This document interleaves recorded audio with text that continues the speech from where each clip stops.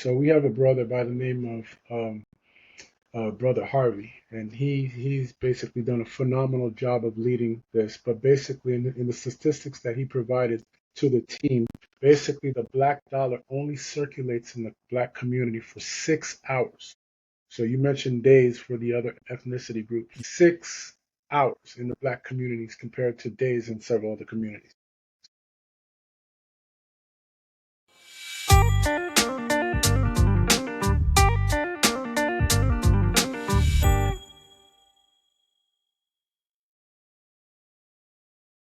Once again, it's on, Scouts. How y'all doing, everybody? This is Bobby Fryer, and Local Lookout is once again back at you with Bobby and Rodney.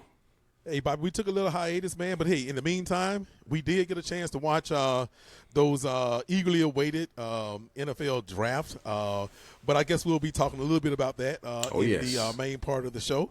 But look, man, glad you're back. Glad to be back. We took a little break, and we needed a breather, brother. Yeah, we've been a lot going on. We've been going at it. We've been going in it with the Black Man's Roundtable. But with that being said, we have a very, very, very special guest tonight that's going to kick things off for us. We have Brother J.C. Devon Cangé on here tonight, and he is the immediate past director of Bigger and Better Business of Phi Beta Sigma Fraternity Incorporated. And one of the things that Bigger and Better Business concentrate on within Phi Beta Sigma, and we know you guys do it as well in Kappa Alpha Psi as well, Bobby, and that is, concentrate our dollars on the black community, our black spend, black-owned businesses and those kind of things. But there are other things that are done in Bigger and Better Business. But look, we got the expert on, so why should I even dip my fingers into that? So with that being said, I want to welcome Brother Cange. Welcome to the Black Man's Roundtable. Welcome to the Local Lookout with Rodney and Bobby. How you doing, sir? Doing well, and thank you for having me. Absolutely. It's absolutely a pleasure to have you. Like I said, we're going to have a conversation tonight, and one of the things that I want to open it up with is for you, letting our audience know, exactly what was your previous role, because you're the immediate past director of Bigger and Better Business for the southern region of Phi Beta Sigma, and I'm sure you'll talk about that. But also, to really concentrate on black spend. Take it away, sir. Sure. So again, thank you for having me, gentlemen. So the Bigger and Better Business for the state of Georgia. Basically, I'm sorry, state of Georgia. I said region. I already promoted you. Go ahead. I'm sorry. It's all good. We are in the southern region. Basically, what we do is we basically focus on economic empowerment and financial literacy and understanding what our impact is as a community when it comes to black spend and black spend initiatives and basically keeping the dollar circulating within the black community. So not only do we focus on that, but we also look for ways to promote and support local black businesses in our respective communities. Again, throughout the state, it's been quite a journey, and we're putting more emphasis on making sure that we're intentional about making sure that we spend our dollars in the black community. Great. One thing that Bobby and I have talked about on this particular platform is that when you look at all of the different ethnic groups, if you will, African Americans, I'm not going to sit here and try to give the exact percentages, but I know when you break down the Jewish community, when you break down the Arab community, when you break down the Hispanic community, and so forth and so on, our black dollars circulate the least amount, circulate the least amount in our community. In other words, I believe, and don't quote me on this, The Jewish community was one of the longest, ethnic communities where the dollar stays in their community the longest, almost something like 30 days. And then let's jump to maybe like the Hispanic community stays in their community, let's say around about half of that, 14, 15 days. But within the black community, it is literal hours that our dollars stay in our community. And I would love for you to speak on how devastating, that can be, to our community. Right, and I'm glad that you said that. So we have a brother by the name of Brother Harvey, and he's basically done a phenomenal job of leading this. But basically, in the statistics that he provided to the team, basically the black dollar only circulates in the black community for 6 hours. So you mentioned days for the other ethnicity groups. Yes. 6 hours in the black communities compared to days in several other communities. So basically, by promoting and tracking black-owned businesses and initiatives and supporting, we're basically trying to change that, right? We're trying to see how we can circulate the dollar more than 6 hours within the black community. Yes. It's interesting. I'm sorry, Ron. No, go ahead, Bobby. Go ahead. I was about to ask you to jump in here. Yeah, it's interesting because when we hear those type of statistics, I just finished reading The Miseducation of the Negro. Yes, sir. By Dr. Carter G. Woodson. And, that book was published in 1933. Mm-hmm. So we're talking about almost 100 years ago. And in reading it, just trying to put your mindset back to when he was coming up and just seeing the things that he was talking about, how they're still relevant today. Yes. And this issue is one of them. It's interesting. He had some different philosophies back then about what we should do. Like he didn't really want us to compete. If you had an insurance company, if there were 3 insurance companies in the area, they should merge, and shouldn't be competing against one another. That was just one of the things I noticed in here that I just said it wouldn't really apply because, especially due to capitalism. Okay. So, what may have applied back then and what he was noticing, by the way, it was very much in play with what is happening today. So he wasn't off in his thinking back then. It's just when you start relating things and now how things have changed, nothing should stay the same anyway. But I say all that because, Mr. Cange, I want to ask you in regards to Pinky Cole, the owner of Slutty Vegan. And I don't know if you're aware, but if not, or if anyone else is aware, I know she's a member of Delta Sigma Theta. My wife is also a member, and my wife is the bloodhound in this household of finding black businesses. And we should go support. But she, Ms. Cole had mentioned that she had gone into, I don't know if she ever really went into bankruptcy, but I know she had to buy back her business. She had to let them go and then buy them back out. That's right. We looked at her business model, and a lot of us were in awe of how well and how fast she had grown. And as it turns out, actually, she had grown a little bit too fast. So she's taking more of the reins of the day-to-day operations, which she was more of the face at first.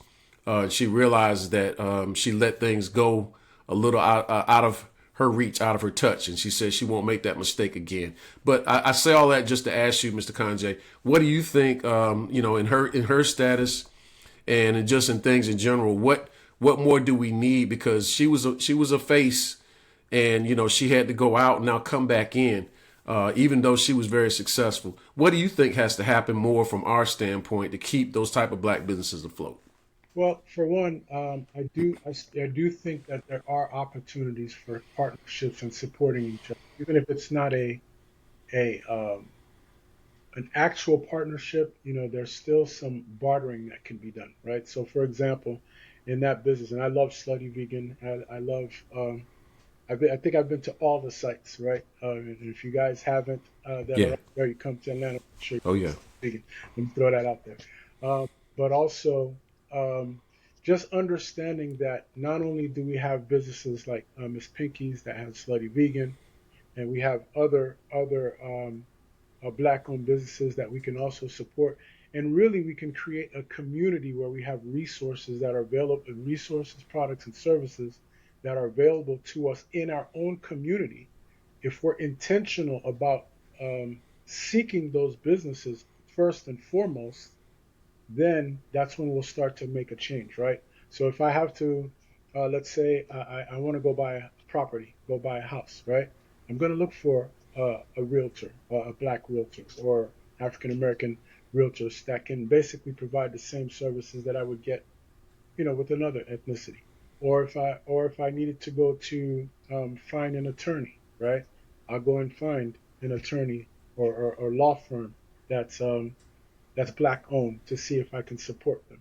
So basically, what we've done within our organization is we've created a directory of all black owned businesses throughout the state of Georgia. Where, okay, if I go to Savannah, or if I go to Valdosta, if I go to Warner Robins, if I go to one of these other areas, instead of calling the phone and saying, hey, Rodney, can you go ahead and tell me a good barber here? Or hey, Bobby, can you tell me a good barbecue place?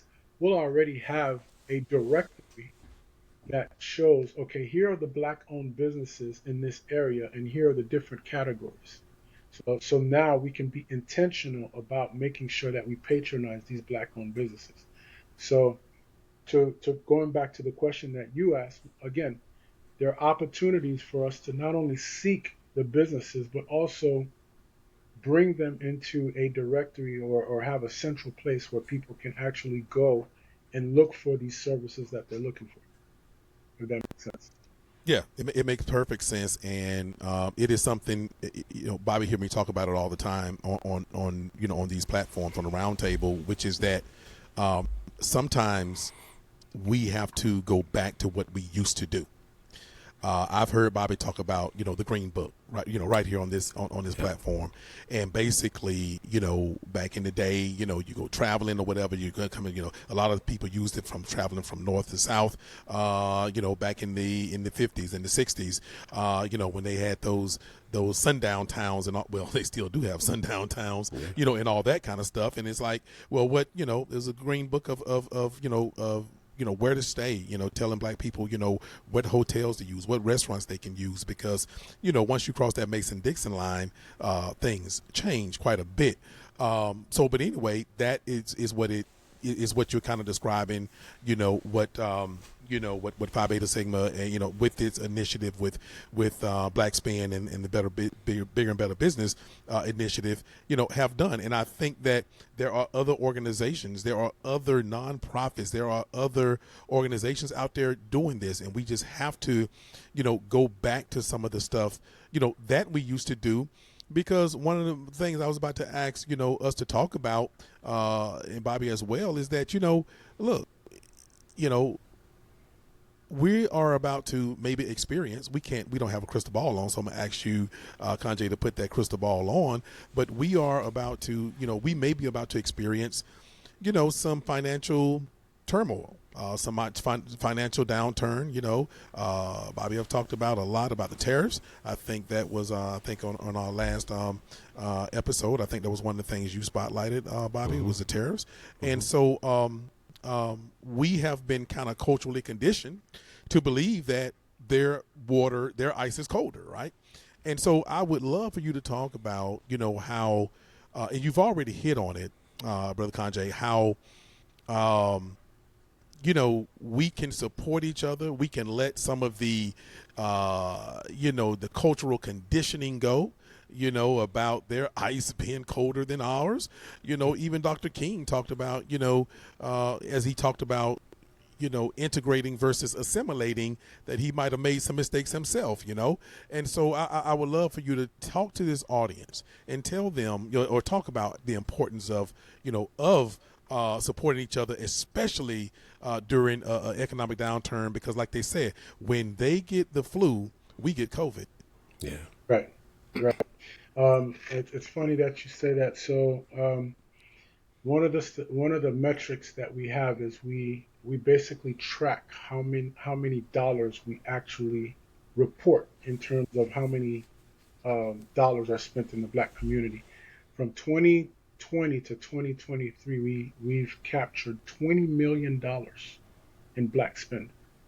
So in other words, people are actually purchasing products and services $20 million worth. So now When you And get when you say $20 million, you're talking about just Phi Beta Sigma Fraternity Incorporated alone. Phi Beta Sigma Fraternity alone. Yes, So sir. now what you do is once you have that data, right, and you basically go and you go to these organizations, you say, okay, hey, listen, here's the spending power that we have, right? Now we Exactly. leverage that into an opportunity where it becomes a partnership or sponsorship or donate to scholarships or whatever, something that can fit the need to pour back into the community, right? But because a lot of times we underestimate the power of our spend, Yes. right?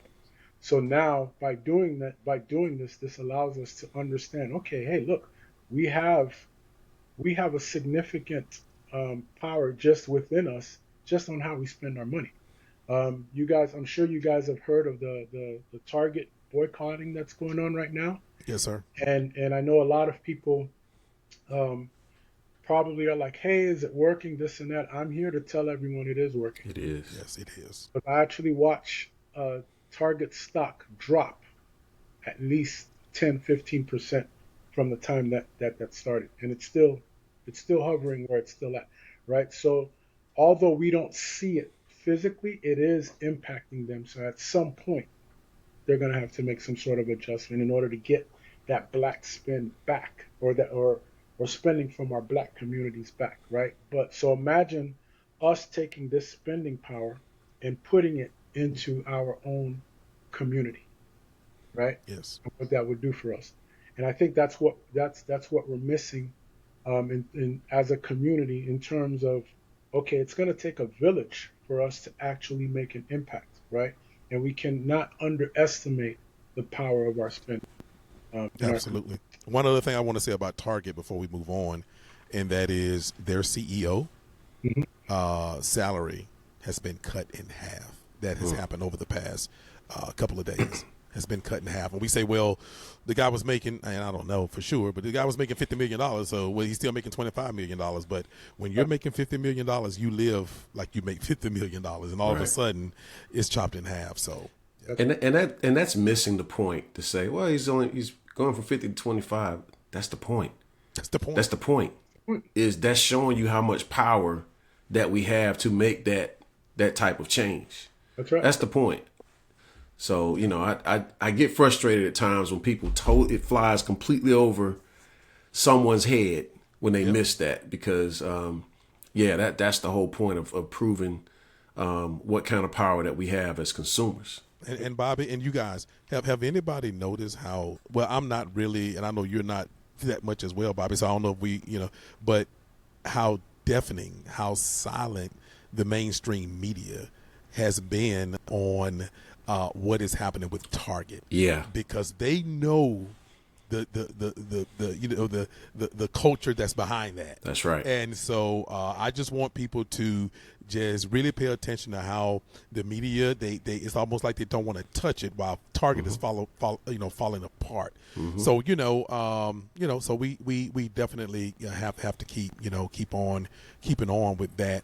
And like you're saying, we spend a lot. We keep hearing all the time that if we were a nation, African Americans, that is, in America, what are we?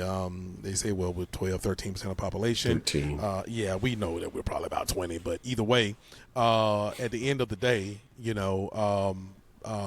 say, I think it's like with the 9th or 11th, if we were a nation on our own, that we would be like the 9th or 11th or something like that, richest nation in the world. And how we have these $2 trillion or whatever that, a year that we spend. Well, I tell you what, I talked about this on our last episode, Brother Cange, and I will say it again since we're talking about it. And that is what I love most about that whole Target thing. What I love most about the whole, when we didn't go out on those streets and protest, we kind of sit at home.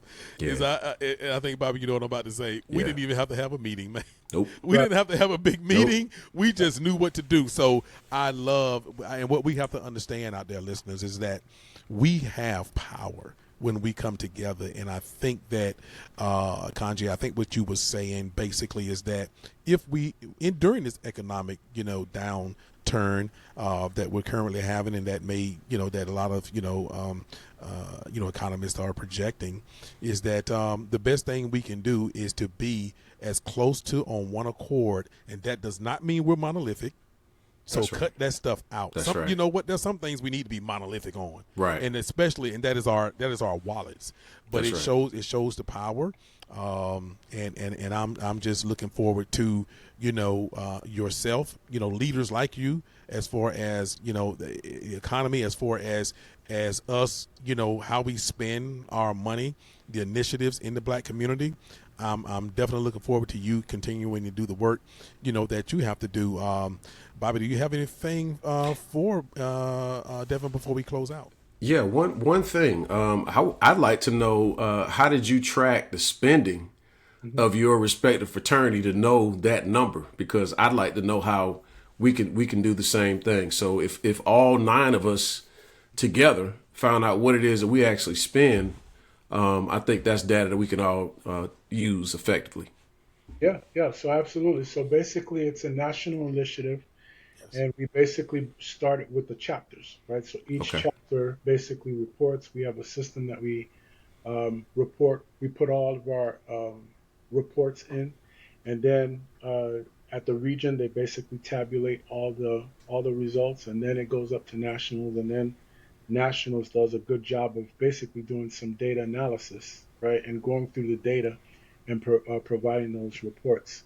As I said, I got to give a shout out to brother Mike Harvey, Senior, who leads that particular effort nationwide, and then also under the leadership of brother Terrence Gibson as our national bigger and better business director. So they've done a phenomenal job of encapsulating that data and turning that into sponsorships and opportunities for our community, right? So at the end of the day, that's what it's about. It's not only, hey, here's how we're spending and here's our power, but how can we leverage that data, right?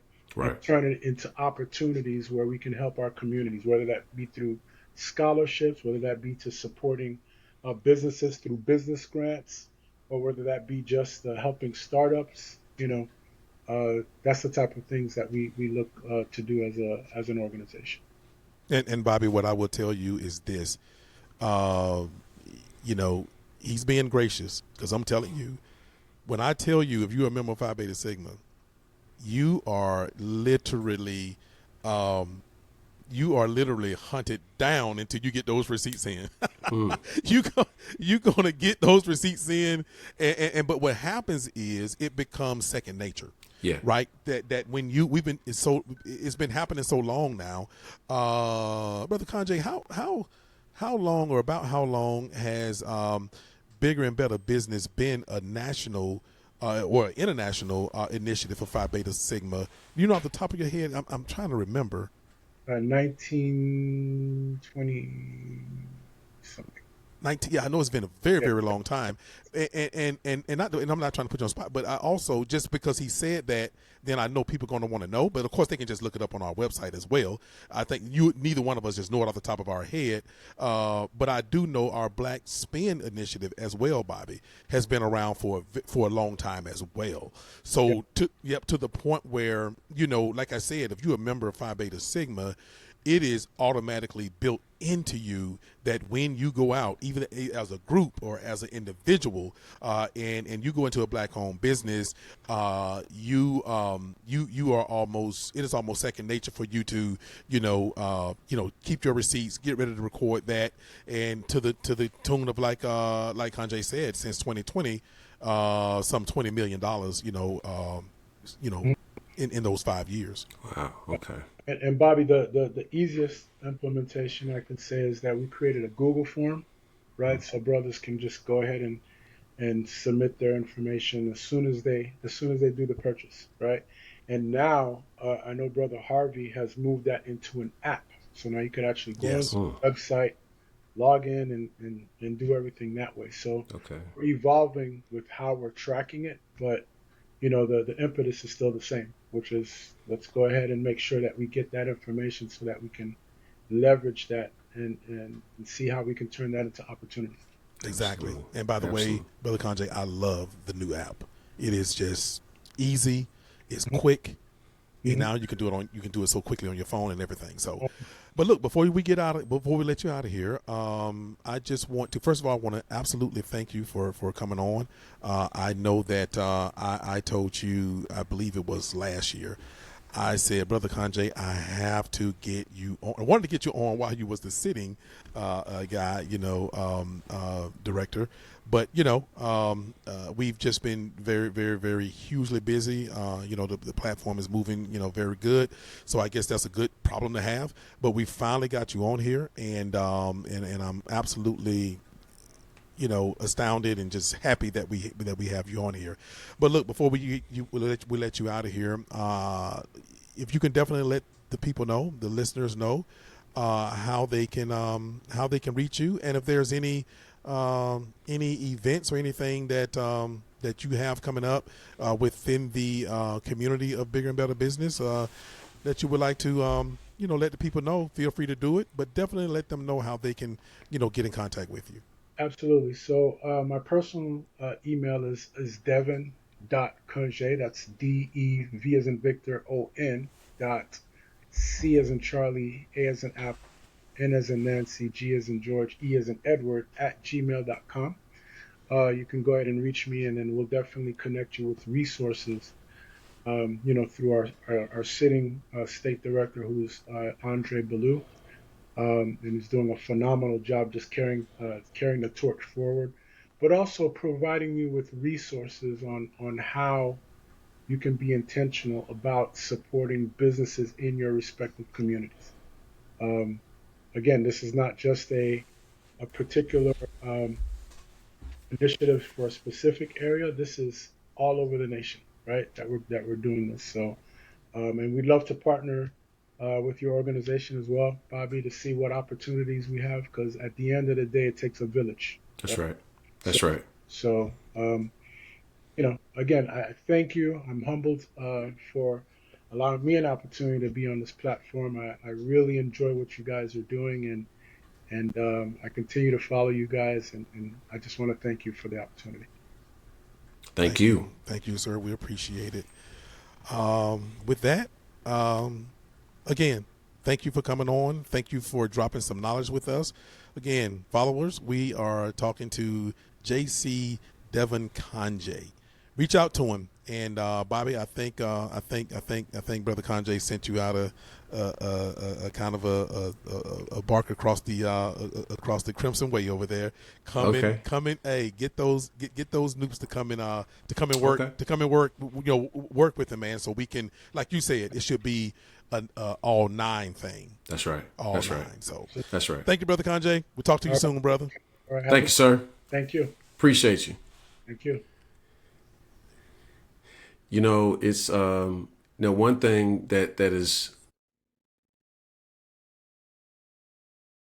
they had brought up before about us basically working together is at that point that we do combine our resources together to support certain businesses, is then on that particular black business to deliver, to be good about their service to us.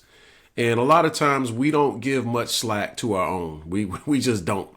We don't say after one time, it was terrible, I'm never going back there again because someone was a little slow bringing out the food, or your waiter wasn't as available as much as you thought they should be. And we tend to cut each other off quick. Yep. That's what usually happens. If you go in and you try to support a business, and if you have one bad experience or one less than mediocre experience, we're quick to say, I ain't going back there again. But you wouldn't do that at more popular restaurant chains. You'll give them a second and third chance. Well, it was just that location over there, but we don't do that to our own. We tend to cut each other quick. Absolutely. And that's why, when I say it's up to that individual business to perform well, it's, of course, that's important. But also, we got to give each other some grace sometimes. If it didn't work well that first time, okay, give it a second shot. Or talk to the manager and say, hey, look, we're trying to support but we're disappointed in whatever it may be. Was it the food? Was it the product? Whatever it may be. Just make it intentional and deliberate to say, hey, I'm trying to pull you up. We want to pull you up, but we need you to do better here or there. And if you do have a great experience, give them that Google review that they want, that Yelp review that they want. They all look for those type of things to help with the recommendations for their business. So a lot of times we don't take the time to do that either. So it's great when we do, but we'll remember more of the bad or the less than mediocre than we will for the great. Yep. And when it comes down to these kind of topics right here, Bobby, my favorite two words are cultural conditioning. And that is all it is. Like you said, we've been culturally conditioned to not show each other grace. And so we drop it as soon as we have one little, it's like, oh, exactly, brother, exactly. And I would tell people, if they have not read The Miseducation of the Negro, for those who have, I think it's time to go back and reread that. Because many of us probably read it when we were young. Go back and read it, like so many other books like that, and it makes a difference because it's a different perspective reading something at 22, versus 42, and so, but yeah, he talks about it in there, and we've just been culturally conditioned to, like I said a little bit earlier, to believe that their ice is colder, and it's like, well, what you mad at, brother? And it's like, well, man, they forgot my straw. Whereas you had to return the whole meal, for this, white owned chain restaurant that you may go to, and you're going to come right back next week. So, so you're absolutely right. And I think that we really need, and you know what? And I'll say this, Bobby, and I'll be finished with it on as far as I'm concerned. And that is that it matches what we do, when we do what you talked about, which is not show grace to our own. In these restaurants and other places of business that's black owned, we say, well, it was just like you said, it was just this one place, so, but what happens is, even with mainstream media, we get tired of mainstream media looping us all into one. So when a black person goes out there and commit a crime, they say, well, they just group all of us. That's black people. That's what they do. But when a white person go out there and, shoot up folks or whatever, they say what? He's just got a mental, right, as an individual. So we cannot project the same thing that we complain about that they do, and then we do the same thing when it comes to spending our money. So so you're spot on, Bobby. I appreciate, that last bit of commentary. Yeah, appreciate it. All right. Well, we want to go into Civics 101. Yeah, let's hit our Civics 101, man. You got a doozy, and I'm waiting for it. Okay, this week's topic on Civics 101 is the Fifth Amendment. So we keep seeing these challenges, Rodney, to the Constitution from this administration. There's always one they don't want you to protest anymore. If you have a right to a peaceful protest, suddenly that's not within the Bill of Rights anymore. We know the Fifth Amendment falls under the Bill of Rights. We had a challenge to the 14th Amendment about citizenship, where I still ask to this day, nobody's going to give a direct answer about the current person in the Oval Office. If you're going to define birthright citizenship by the way he wants to define it, which, by the way, everything seems to be just based on what he defines anything, then I would question, his own birthright citizenship. I've said that before about his mother not being born here. His father was born here, but his mother wasn't. And if we're going to go back to the grandparents, then we get into a whole nother different issue. But again, his own birth here in the United States to a mother that was an immigrant. He's married to immigrants here and had children through them. It's your right. Love who you want to love. Nobody's questioning that. But when you start making these challenges to the Constitution about certain things that only suddenly it's a direct contradiction to your own situation, it's like, what? Wait a minute, what are you talking about? We can get a group of lawyers and challenge your citizenship if that's the case. So here we are now on the Fifth Amendment, and now we're questioning whether or not a person has a right to due process. But that's not the only thing the Fifth Amendment covers. So I want to make sure. You know what, Bobby, before you get real deep in that Fifth Amendment, because I know a lot of our, a lot of the people that follow the Black Man's Roundtable, they know that 13th, 14th, 15th Amendment, right? But you didn't mess around and threw the Fifth Amendment on them. So look, before they get to start Googling and looking up Fifth Amendment, here's what I would tell them this right here, right? Here's when we normally hear the Fifth Amendment. When people say, "What? I plead the Fifth." Right. They matter of fact, Dave Chappelle said 3, 4, 5, 5th. Yep.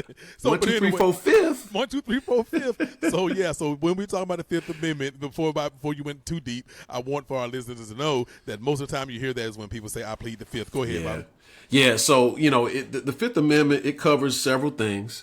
As we know, it covers the right to due process, the right to have your felonies tried only once. In other words, double jeopardy.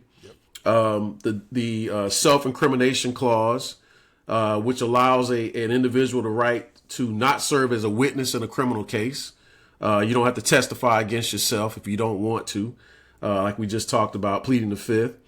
It also involves the takings clause, which allows the federal government to take private property only for public use, and only if it provides just compensation. So you're really talking about, oh gosh, I'm drawing a blank here for a second. I'll think of it. I'll come back to it. I'm reaching that age where that happens to me now. Yep. Give me a minute. I'll come back to it. I'll remember what it was I was talking about.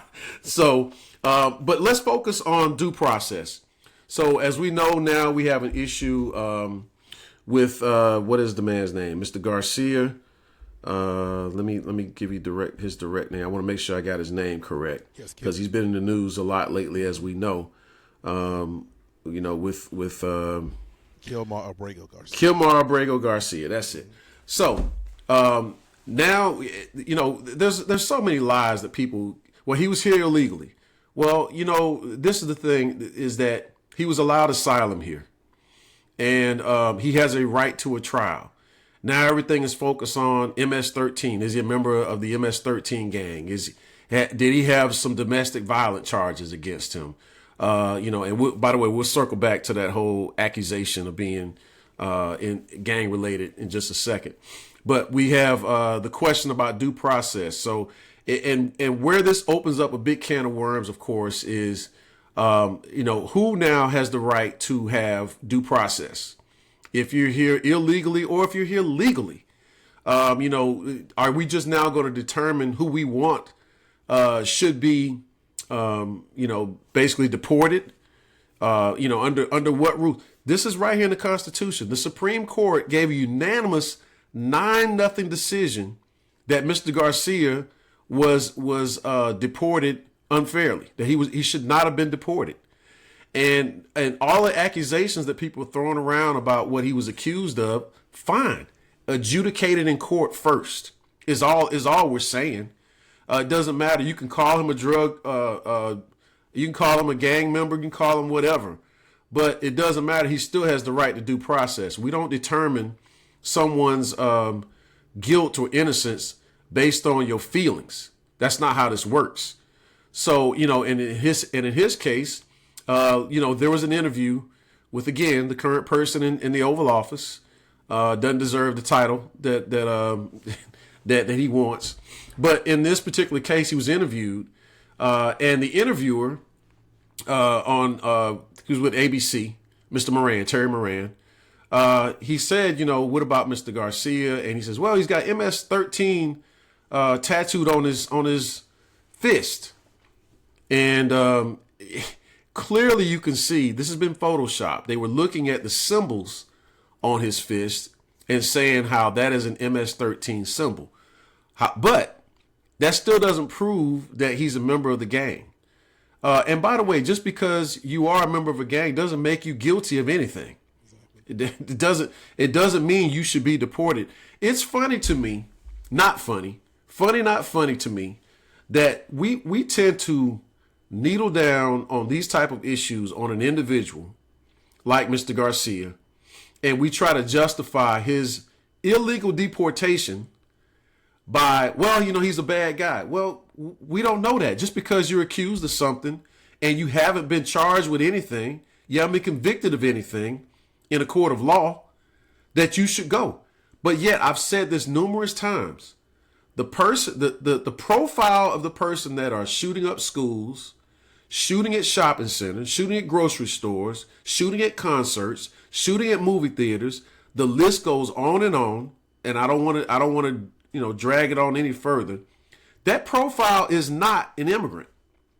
I'm sorry to tell you, that profile remains the same. So to have this fantasy of thinking, well, we're going to deport these people out of here and America's going to be purified and crime free is absolutely ridiculous. It's ridiculous on the surface to even think so, that you're just going to just deport a bunch of people away and that's going to be it. We're going to be crime free in America. Well, all of the incidents I just mentioned, that's domestic terrorism. Those are domestic. We've had it even at military bases. Okay, so we can't close our eyes and pretend that the only issues we have in America are from people that are from another country. That is a bold-faced lie.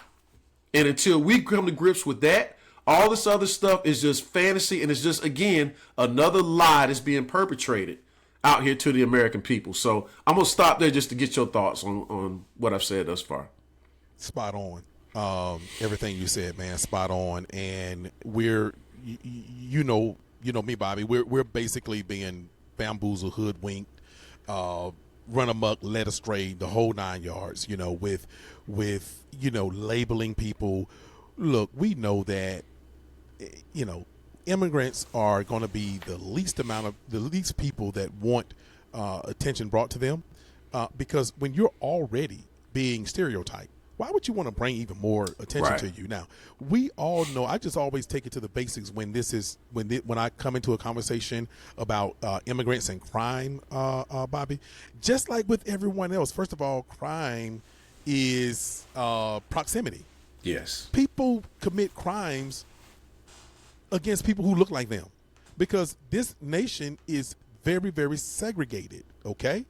So if an immigrant is committing a crime, it's probably against the immigrant. But listen, even to the basic stuff of what we tell our children, and I'm not saying immigrants, adult immigrants, or children, but we always tell our children, I know definitely in our community, that you be on your best behavior when you leave the house. That's right. When you go outside of your norm, when you go outside. And so I think immigrants are told the exact same thing, and that is, if you're trying to become a citizen, there is no reason that you're going to be running around committing crimes, to not give yourself, a leg up. So they just really need to stop it. I think they are very upset that people are catching on to the BS and that, that you're just doing. This is a very familiar thing that they are doing. In this country, we've all seen it. They're getting upset that people have seen it. They've seen the playbook. And like we talk about, right? History may not repeat itself, but it sure as hell rhymes. Yeah, and the irony with this, too, is you got a criminal that doesn't want to follow due process, that whined about due process when the charges were on him. Mm-hmm. Notice I said a criminal, because he's been convicted. Yep. Okay? He was adjudicated. So now we're deciding, and when I say we, you know what I'm talking about. Yeah. Now we're talking about, someone could be sent to another country because of things that they're allegedly charged with. Haven't been put before a grand jury to decide if evidence on this person is true or not. The criminal in office has. Okay, so it's my head spins daily. In seeing this stuff and just the excuses that you will see at times from people on social media to justify this is just mind-blowing. So it tells me we have such a drastic need for education, a civics lesson, in politics for everybody. And it was deliberately taken out of schools because, the dumber people are to these issues that they don't even realize that they will vote against their own interests every time. All you have to do is needle down to some issue that tickles their senses, that doesn't have to make sense only to a few, but it's enough to drive the narrative. As long as it drives the narrative, it can get people distracted from the overall big picture. We've seen that time and time again. And in this issue, is just, again, this is covered under the Bill of Rights. The man couldn't even get right about the Declaration of Independence. He said, "Oh, it's beautiful. It's a lovely, it's unifying." And I saw on a comedy clip, I think it was from the Daily Show, where the lady was on there hosting the show. She said this is the one time where he couldn't even get right the fact that the Declaration of Independence and unity are two different things. To be so, it's like that's what we see daily, and he couldn't describe it. It's just mind blowing that this is the person that's in charge of our country. We got so much stuff going on in the world today because they know America is not a serious place right now. They're not a serious leader, and they know this. So today that interestingly enough, India has started bombing Pakistan. All right, you're only going to see you're going to see this happen more and more.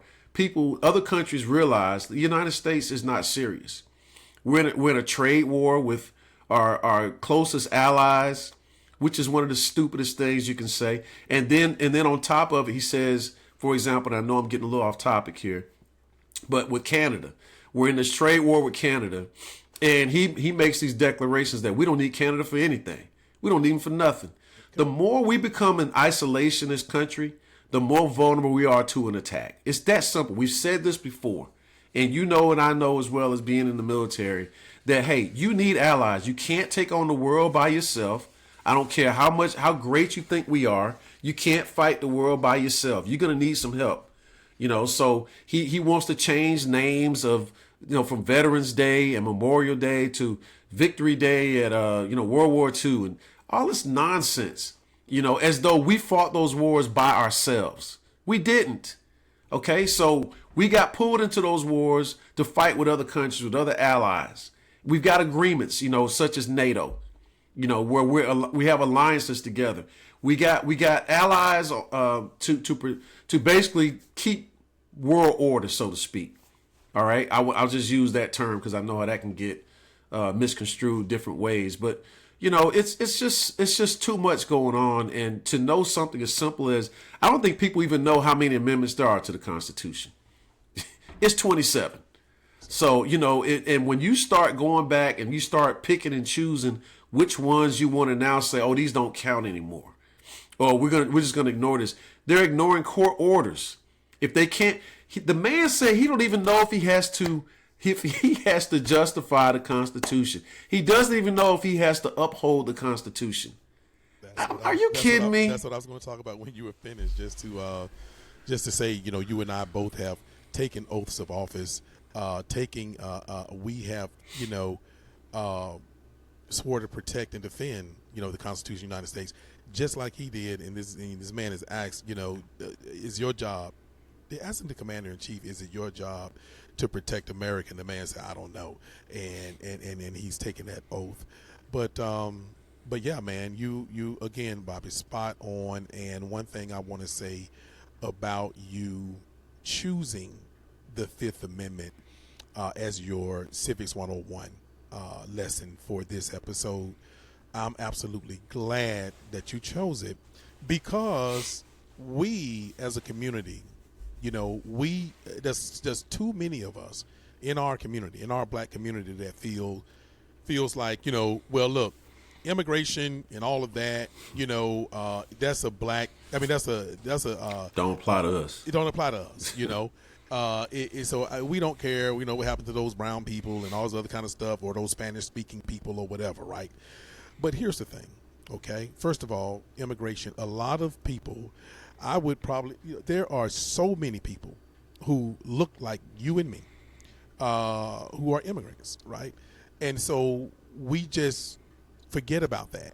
And so, but not only that, everything is about a setup as to what they can get away with us with later on down the line. That's right. America has learned it is not a good idea to start out anything messing around with African Americans. Mm-hmm. That's just never a good thing to do. And history has shown that, okay?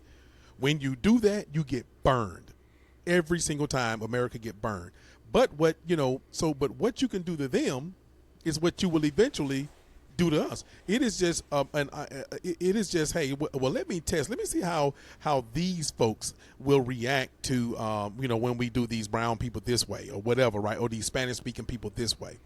So what the thing about the reason I'm saying that I'm glad that you picked the Fifth Amendment is you say, well, how does that come to with what Bobby is talking about when it come down to immigration and all the things that you talked about? Due process, brother.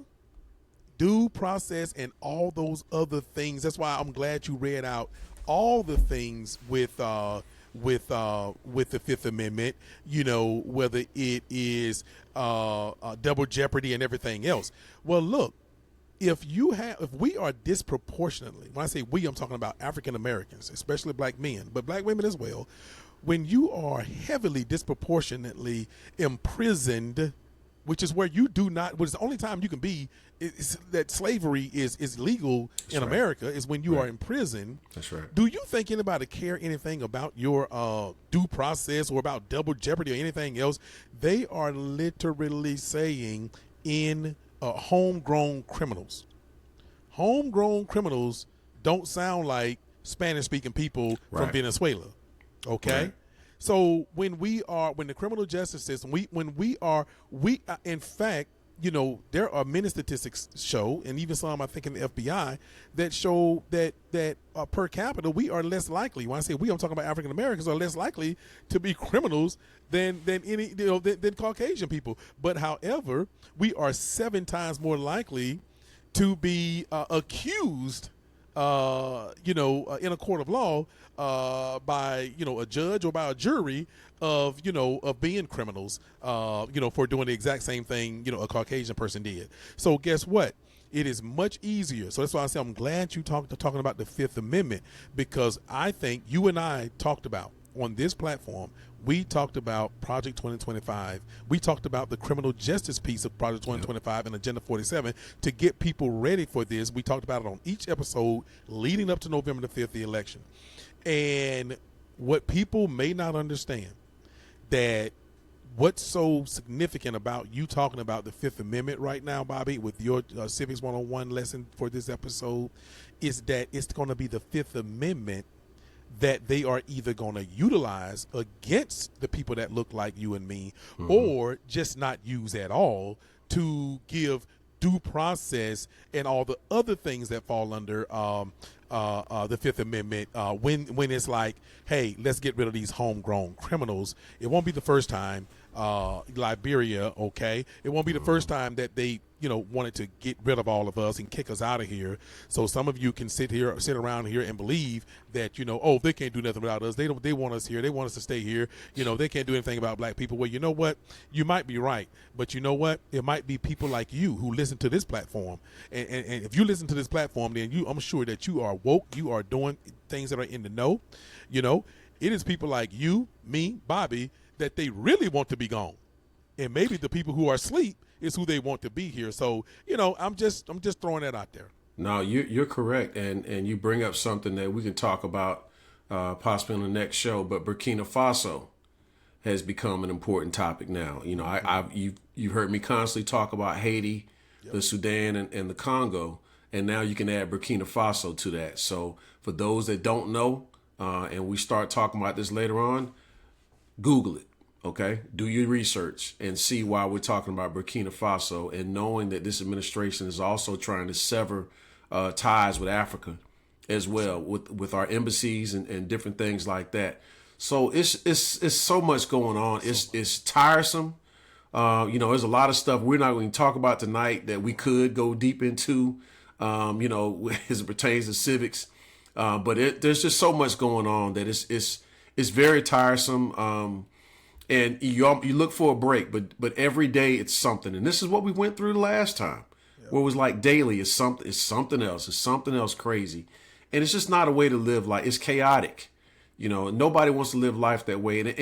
And by the way, they've got this Real ID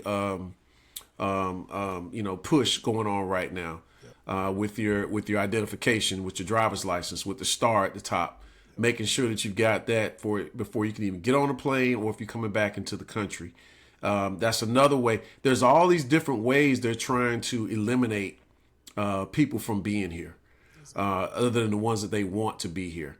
We the Ashley Babbitt thing. I don't know if you know about that. How they're reaching a settlement with someone who was literally trying to invade the Capitol, who the Capitol Police were literally, were protecting not only themselves but the Capitol.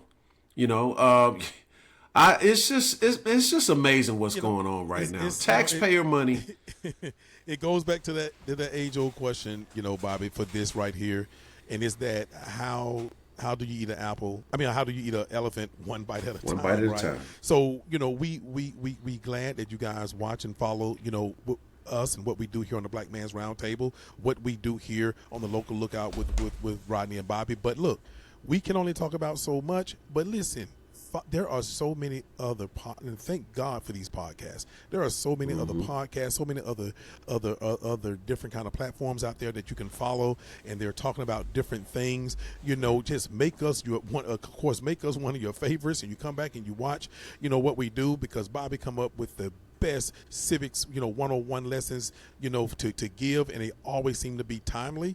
And so we don't even talk about them until we getting ready to do them. So we're not going to talk about tonight what we're going to do on our next episode, because we try to wait days, sometimes even hours, because there's so much going on as to what we're gonna what may be our Civics 101 lesson, or what may be our hot topic and hot topic, Bobby. So look, it's gonna seem like I almost said let's go on a softer note or a softer subject. For our hot topic tonight, which is going to be about, the draft, about Shedeur Sanders and specifically. But you know what? In reality, no, it's not. It is really not a softer topic. It is layered with so much of Americana. I'm going to just put it that way. What happened to this young man is so much layered with Americana that it is absolutely not softer even than what we're talking about, the Fifth Amendment.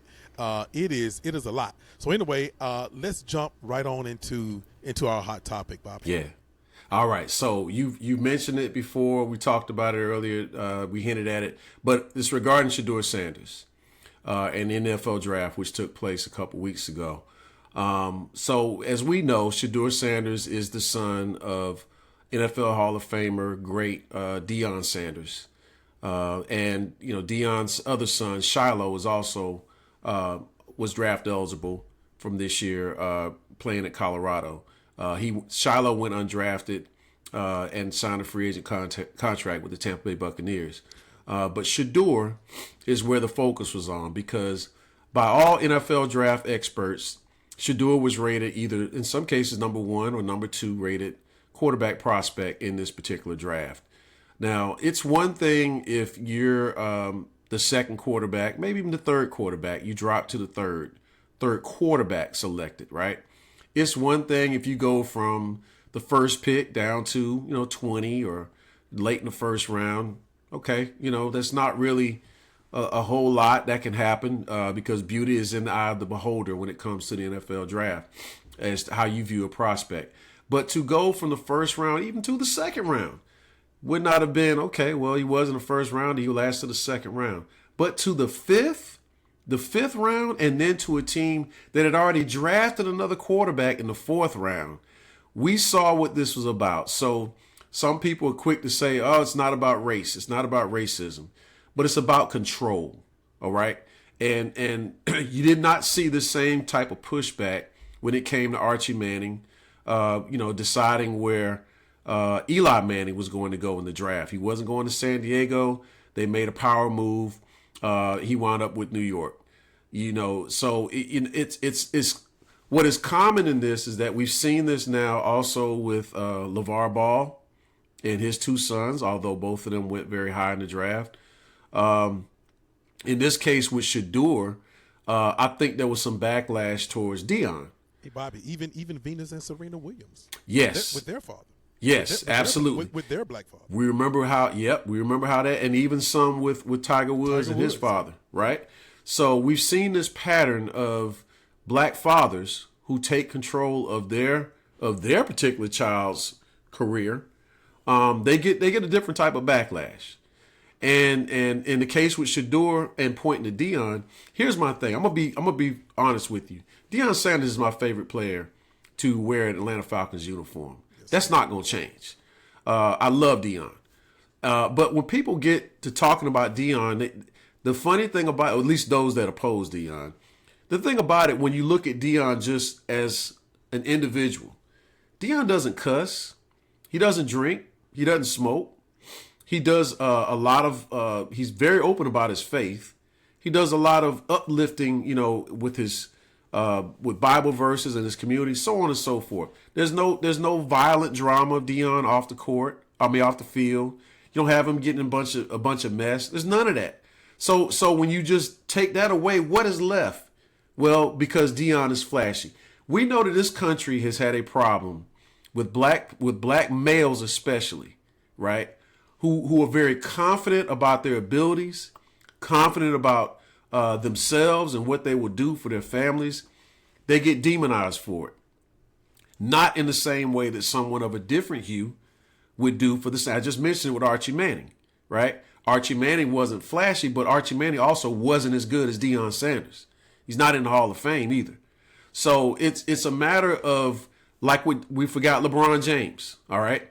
LeBron James speaks up for his son and paves the way for his son to be able to make it to the NBA, whether you believe he should have been drafted or not. It was a second round and almost one of the last picks, 6 picks from not being selected at all, right? And it could have been choreographed, could have been orchestrated. Fine, so be it.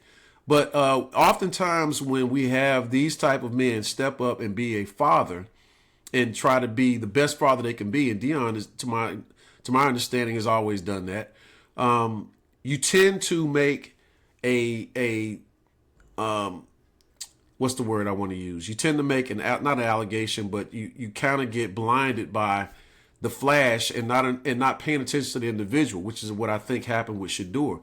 Nobody has ever said Shador has not gotten any trouble off the field. Nobody's ever said he's had a problem with his teammates, that he didn't work hard, right? So when people talk about, well, people just didn't evaluate him the same as others. By the way, that's fine. But to the 5th round. So they point to some things that I just made note of. Shador is 6'1", 216 pounds. He runs like a 4.8 40, right? That's not fast, right? That's not Deion fast, especially. People bring up the competition, but he played at a Power 5 conference for 2 years. Once the first year was in the Pac-12, this year was in the Big 12, right? But either way, he's played in a Power 5 conference. Last year, he completed 74% of his passes. He led the conference, 4,134 yards, 37 touchdowns, 10 interceptions. He finished 8th in the Heisman voting. Now, they had, I think, 3 of their receivers who were drafted in this year's draft. So, you're going to tell me that you think the receivers are good, which this has nothing to do with them, but the guy throwing the ball to them, he's just mediocre, right? He's not worthy of being selected higher than the 5th round. Let's just put it that way, which to me is ridiculous. It's an issue that basically relates to control, right? We control this narrative. All these owners are going to say, you're not going to tell us, where he should be drafted. We're gonna dictate to you and let you know who's in control here. So it's a lot of that happened in this past particular draft. And as it all turns out, he's actually in a good spot. He's in a good position to take advantage of the opportunity that he has. And even with all of the circumstances that happened to him dropping to the 5th round, he never said anything crazy. He just said, thank you, God. Very gracious. Even afterwards, never said anything that sounded like he was upset. He was mad, didn't sulk about it, even was self-effacing and saying, hey, maybe there's some things I could have done better. So be it. But people have run with the narrative of, well, he just wasn't that good. And I just don't buy that. I know this has more to do about control, and saying we control this narrative, not you. It's just kind of sickening when you see people make these type of excuses to what should be obvious. But again, sometimes the point just flies over people's heads. So I'll stop there and get your thoughts. The young man was even prank call. Yeah. And he handled it with a level of maturity that you cannot, that I don't know if I would have been able to do. Right. At, what is he, 23, I believe? 20, yeah, I like think he's 23. 23, that I don't know if I would have been able to handle, and I was in military uniform at 23, and I don't know if I would have been able to handle, being prank called, on a phone that only, NFL officials only have, But anyway, so I can imagine, I'm not going to name drop, some quarterbacks that were taken, over the past few years, that were, Caucasian quarterbacks that were basically, I'm just going to say, they were a hot mess on and off the field. Mm-hmm. Okay. Mm-hmm. But it still did not get them from, it had to go through not even a fraction of what this young man had to go through, because his name is Sanders, and because, like you said, it's about, it is about control. But one of the things is that it's ironic because his jersey, his NFL jersey, his Cleveland Brown jersey, from what I'm understanding, is the top 3 seller in the country, in the NFL. I'm sorry, right now. As far as the rookies, I don't know if they, as far as the draft class, or whatever. Mm-hmm. And so, but the thing about it is crazy. One of the things I thought about, when we, talking about Shedeur Sanders tonight, and we had Brother Cange on talking about, black spin, is that, I was like, hey, it seemed like no matter who we have on the local lookout, Bobby, no matter who we have on as far as a special guest, some kind of way, either our Civics 101 or our Hot Topic end up, complimenting, and we do not do this on purpose, but it end up complimenting what they talk about, what they talked about for that day, for their segment. And so, Black Spin, this young man got his own clothing line. Okay? You could either go out there and spend your money on NFL jerseys. My thing is, I want to put it directly in his pocket. Remember what we said? 6 hours the black dollar stays in in our community. Yeah. The NFL, you buy those jerseys, I'm glad that that his jersey is the number 3. Let's see if it can be number 3 with everybody else buying it except for us. Right. So we go out there and buy directly from his clothing line. Right. So, so hey, that just fits right into that what we talked about tonight. And one other thing, Bobby, is that, Dion, like you said, the man didn't drink, he didn't smoke, never done anything, but well, I don't know if he ever done anything. I've never heard him doing anything, even back in the day when he was young. He made a song, Must Be the Money and that kind of thing. But, but either way, what I'm saying is that, but yet he was, like to say it, flashy. This man was not flashing. This man was marketing.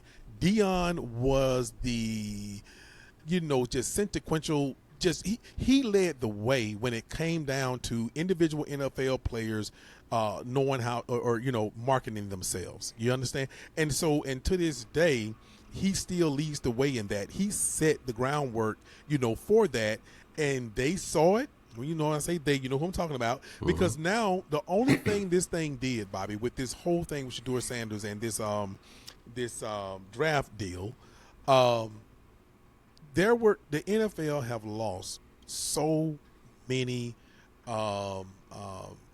followers, watchers of the NFL, supporters of the NFL, especially in our community, with some of the overt racism that happens, in the NFL. From what I'm hearing is, supposedly Donald Trump, had something to do with them, getting rid of the end racism in the end zone, and end racism on the, I don't know about the back of the hill, but I know it within the end zone. And so, they bow down to racism very, very quick. when those middle-aged white men say we're not going to spend on, because that's who mainly that's who mainly spend these monies at these stadiums and stuff. Look, we're here in Metro Atlanta, so yeah, we're different. The Atlanta Falcons is different when you look at Mercedes-Benz Stadium and look at who's in there. Right. Hey, it's Atlanta, right? That's right. But primarily, even for the New Orleans Saints and some of the other, even for the Detroit Lions, when you look up in at those games in those stadiums, especially in those expensive seats, you don't see people looking like us. Only here do you see that out of those 32 teams, Yeah. And so the bottom line is the NFL, not just talking about only the combine where they are measuring you and measuring your as they say wingspan and using all this language and and using a lot of animal body parts to talk about his paws and all this other kind of stuff, and at the combine, which turns off a lot of black people because it reminds us of our ancestors that was chattel slavery that was put on the block and measured about how big their arm is or whatever, or how big their hands are. And so, but the NFL has been labeled as like of all the sports of the one that fits most like that plantation back in the day. You know what I'm saying? With chattel slavery and everything. You even call the guy, you'll call them owners. I think they should get away from that. What, owner? I mean, come on, man. But anyway, you can come up with the English got a whole lot of words. You can come up with something better than owner, especially in America.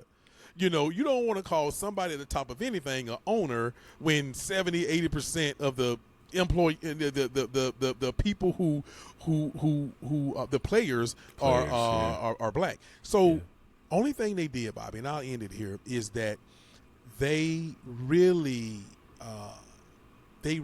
dug down deep, to me, with this whole Shedeur Sanders thing, with that label of being ran like a plantation, man. Of being ran like a plantation. That young man was treated. Very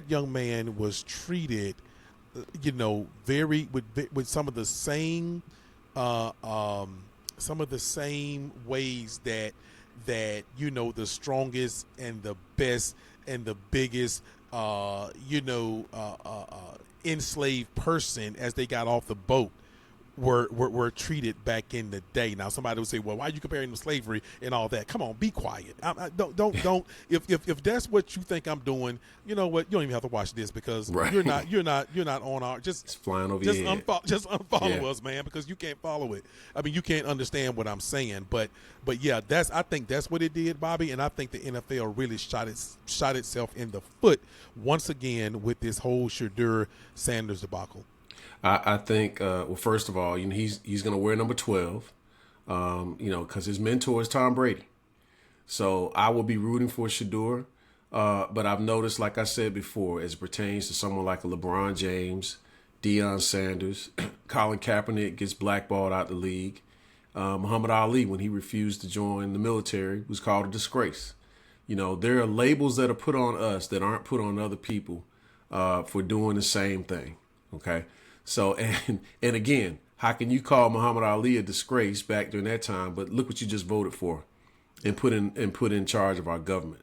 So, you can read between the lines. I don't mind saying it straight up what it is, but you just have to, analyze things and just take a step back, man, because, you had mentioned something earlier. I can't remember what point you exactly made, but it was reminding me exactly of why we got CRT. Why we talk about CRT, it basically relates to what we were saying in the Fifth Amendment. When you really look at it, is why would a black person, and this is the prime example of CRT, why would a black person get a longer sentence for doing the same crime when someone else of a different hue can do the same crime and get less, but they don't want to talk about that. They just, this is woke culture, Rodney. This is woke culture, what we're talking about. It's a bad thing. We got to let them define it as something bad. And that scenario you just said is exactly what CRT studied. Yeah, exactly. And you've already seen it with January 6th. You've already seen it. You know good and damn well if that was black people out there doing what they did, but no president's coming to bail them out. and release them from charges. That stuff would not happen for us. Not for us or someone is brown or another minority. It doesn't happen for us. So it's a direct contradiction as to why we have those type of narratives that are placed out there to basically define us in a bad way. It's as simple as that. So I just we'll end it there on Shador. Again, just rooting for the young man. I hope he takes advantage of the opportunity that he has in front of him. He's going to have his good games. He's going to have his bad games. And people are going to focus more on the bad games than they are the good. So just know that going into it. But I just hope he takes advantage of every opportunity he gets. I believe when they give him an opportunity, if he get an opportunity, I believe he's going to take full advantage of it. And I would ask, I would ask our community to be patient with him, just like they are with them. I would ask you to go out there and study some of the, like I said, some of the Caucasian quarterbacks who've been drafted, number one, over the past several years, and look at the patience that was given to them. Look at the grace, going back to what Bobby talked about earlier. All this stuff is coming full circle tonight. You know what I'm saying? We talked about the grace given to, black, business, white businesses over black businesses, when it come down to, if they, forgot to give them a straw, in the black restaurant or whatever, and we don't go back again. So give this young man grace. Give him grace. Understand, that he has a clothing line out there as well. When we talk about, what our special guest was on here for tonight, and let's not be the one to be the first to persecute him, because that's what they depend on. Once we jump off the bandwagon, and sometimes, the deal about, we jump off the bandwagon very, very quick, as you so eloquently talked about when we talked about, black business, black spin, we jump off it so quick that all they do is they just say, look at what they're doing. So what you expect us to do? You know what I'm saying? Right. And so they wait on us to, throw especially our young people under the bus. But one thing I say, Bobby, before you close, one thing I wanted to talk about before you close out the hot topic is HBCUs. Do you know if there were, because I think this is done especially by design, have you looked at the aggregate or whatever the numbers of football players that was drafted, in the first 7 rounds? I know there's been some that's been undrafted free agents, but I always try to go back, and I haven't had a chance to look at were there any. I know I didn't hear any, but I didn't sit there and watch the whole draft. But that was drafted from a HBCU. I'm a draft nerd, and I think this year there was 0. Wow. I don't think there was a single one, and they have a separate camp for them. Like a pro day for them. Right. Those that are draft eligible, but I don't think anyone from this year's draft was drafted from an HBCU. If I'm wrong on that, I have to go back and double check. Hey, well, but I'm a draft geek. Yeah, exactly. So. That's why I asked you, because I haven't. A lot of times I'll go back and I'll just Google and look up. Were there any HBCU players drafted in the NFL draft in the in the seventh in the 7 rounds. Right. And so, but I'm gonna probably take your word for it. And if not, even if it was 10, that's too few. But at the end of the day, that is what we have to understand, people. That is done by design. Mm-hmm. That is literally done by design. It ain't about, because look, those players. I don't know if all of them, because I think Colorado had what? Did they have 5 players drafted? I think like so. 5. Many. We know that 2 or 3 of those players came from came from HBCUs. Yeah. Shador and Travis Hunter. Shador and Travis, the 2 most popular, people, players coming out of this draft. Mm-hmm. Them 2 guys right there came out of HBCU. It just so happened that Dion happens to be there, But at the end of the day, there's no way you're going to tell me that there is such a fall off for 100 and 19 or however many HBC. Now I know in every HBCU you don't have a football program or whatever, but you're not going to tell me that the drop off for the 2 most prolific players probably drafted this year, that there's such a drop off, in HBCU talent, that there was no one drafted, from the HBCU. So look, this is another message, to us, like it is year in, year out.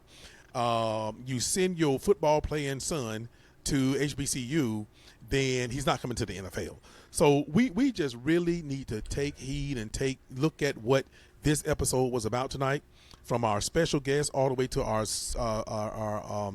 Civics 101 lesson, and all the way to our hot topic, and understand, put all those things together and understand, what is really happening. So anyway, Bobby, man, great show. It always come together. I know people may think that we just think this stuff through like that, but I just, you, for the most part, put this show together, and it just always tend to flow, man, and come together, and it did it once again tonight, man. Thank you. And I want to give a shout out to Eddie George, who last year was the coach for Tennessee State. He has since accepted another job to coach Bowling Green. I know he's originally from Ohio, so he's going back to his home state, but he did an excellent job at Tennessee State. Ironically, we went to Fargo, North Dakota to see North Dakota State play against Tennessee State. We purposely chose that game to see them play. They got blasted, but but he did an excellent job there at Tennessee State, and I think that that opportunity just opened up for him to take another job. But I do want to recognize what he did at Tennessee State, and just hope that we have other black coaches that get the opportunity and take full advantage of it. So I want to close out reading one thing from The Miseducation of the Negro, and it just we've mentioned control a few times on here. So I'm just going to read this short passage from the book. When you determine what a man shall think, you do not have to concern yourself about what he will do. If you make a man feel that he is inferior, you do not have to compel him to accept an inferior status. He will seek it himself. If you make a man think that he is justly an outcast, you do not have to order him to the back door. He will go without being told.